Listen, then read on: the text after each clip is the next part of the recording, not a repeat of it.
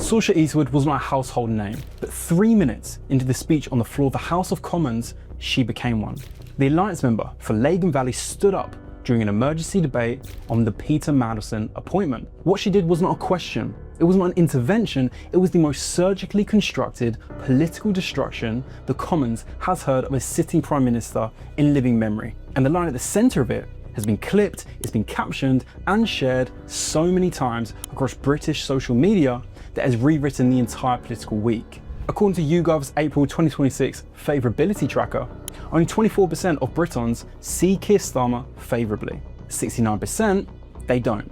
The Election Map's UK aggregate has Reform on 27.3%, the Conservatives on 20%, Labour on 18.5% and falling. I'm going to walk you through how a Prime Minister with a working majority got here, what was actually being voted on in the Commons during the same fortnight, and why the line you're about to hear was not a slip. It was prepared, it was rehearsed, it was deliberately constructed to be impossible to forget.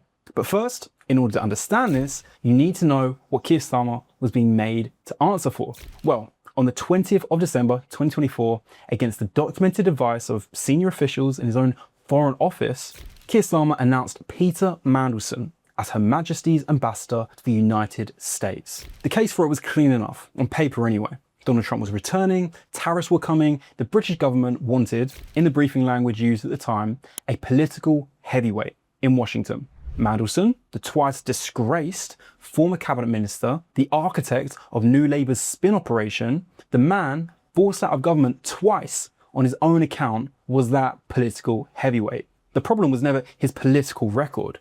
The problem was Jeffrey Epstein. According to the cache of emails released by the United States House Oversight Committee in September 2025, Mandelson and Epstein were not casual acquaintances. Mandelson called Epstein his best pal. He continued the friendship after Epstein's first conviction in 2008. He emailed Epstein in May 2010 about Gordon Brown's resignation. Per reporting in The Guardian, in The Times and in the FT, the volume and intimacy of the correspondence was, in Starmer's own words to the Commons in February 2026, evidence that Mandelson had betrayed our country, our parliament and my party. So here's what your taxes are paid for. Mandelson was dismissed in September 2025 after fresh emails surfaced showing he had urged Epstein to fight for early release from jail in 2008.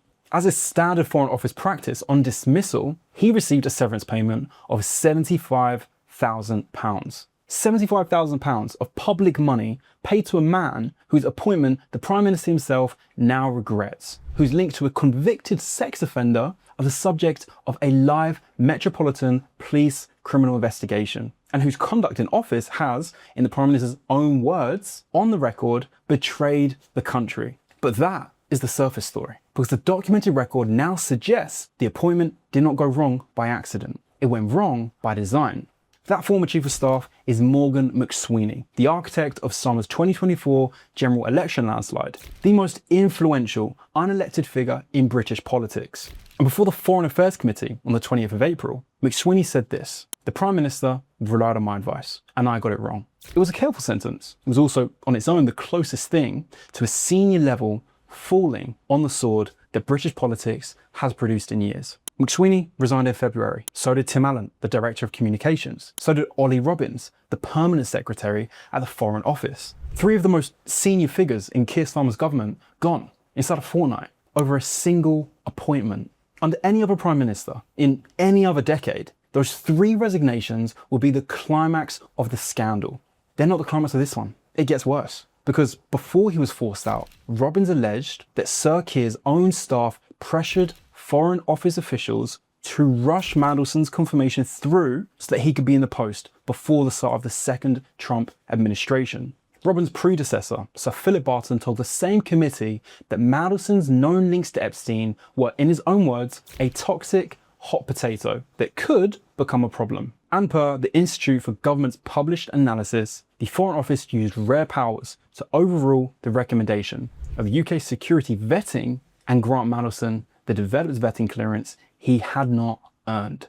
The senior civil service warned the Prime Minister's office in writing that this would happen. And yet, the Prime Minister's office told them to do it anyway. That is why, on the 20th of April, the House of Commons divided on a Conservative motion to refer Sir Keir Starmer to the Privileges Committee. Now, the Privileges Committee is the body that determines whether a member of Parliament, including the Prime Minister himself, has deliberately misled the House. A finding against the Prime Minister on privileges on the central question of whether due process was followed in the Mandelson appointment would, per established by Westminster precedent, be a resigning offence. So the motion fell 335 to 223. But it fell because Labour whips put their full weight behind it. Now, if you think that is the worst part of it for Keir Starmer, you have not yet heard the Eastwood speech. Because all of that, the resignations, the leaked memos, the criminal investigation, the failed motion, was the establishment story.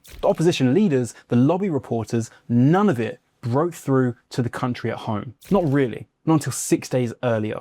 Because in an emergency debate held on the 22nd of April, an MP with no front bench, no leadership ambition, and no career stake in Keir Starmer's survival stood up and asked one question. The question that Keir Starmer, by her own account on the floor of the House, was still not answered. Here it is, the exchange, the moment, the line that frankly should have ended the career of a sitting Prime Minister on the spot.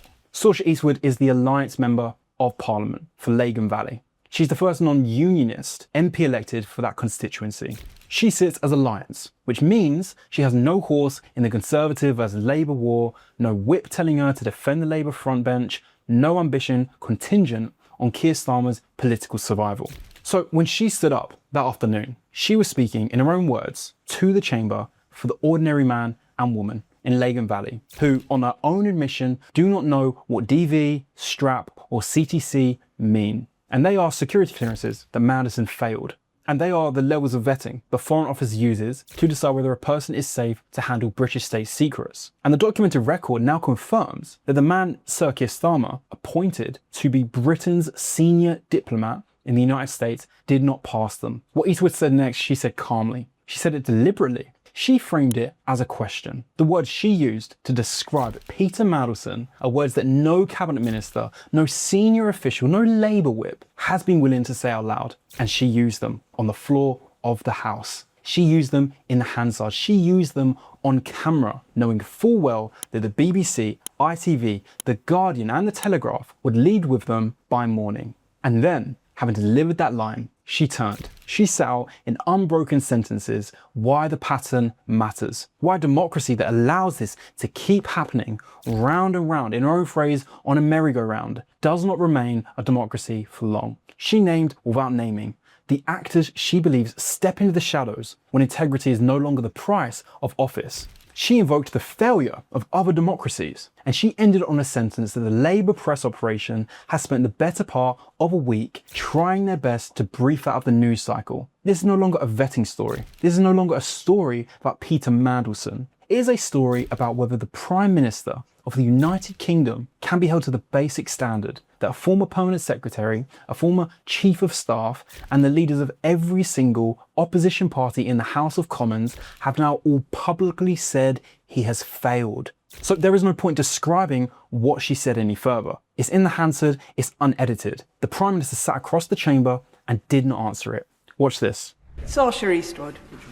Thank you, Madam Deputy Speaker, and indeed, as others have already said, you almost feel like everything has been said at this point, but one thing that strikes me in all of this is that this is called the House of Commons.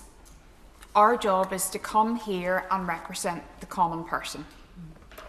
And it is so far removed from the common person, this entire debate.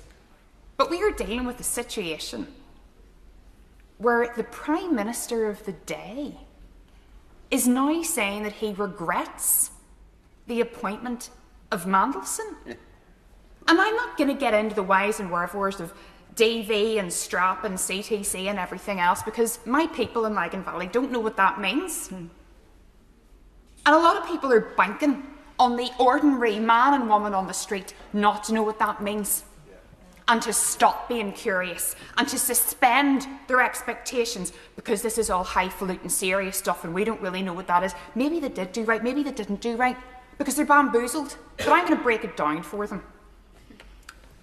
I would say this to the Prime Minister. What was it about the twice disgraced, paedophile-adjacent, self-styled Prince of Darkness that you found so attractive to put into this plum job, not just of government, but of the United Kingdom on the world stage? What was it, Prime Minister, that appealed to you about Peter Mandelson? We still don't have the answer. No. We still don't have the answer. No. But all I know is that my constituents are disgusted with all of this. Yeah. And this isn't the first time, it's not the second time, it's not the third time. It has been going round in a merry-go-round no matter who it is. And I am indignant, and I am outraged. And a lot of people in this building are expecting us to no longer be outraged. We'll be outraged. Because if we can't prove that this works, we know he's going to step into the shadows. We know he's going to be out there setting the algorithms. We know who is going to be preying on the carcass of what was a once great democracy. And we've seen other democracies fail. Let's not fool ourselves that the UK is immune from this. And the number one thing we can do within our gift is to show that we still value integrity. And for those reasons, there is not a single excuse that this government can come up with that I can sell to my constituents or myself that I will believe. And for those reasons, I believe that the Prime Minister needs to go, not just for his own party, but more importantly, for the sake of the country. Dr. Ben Spencer.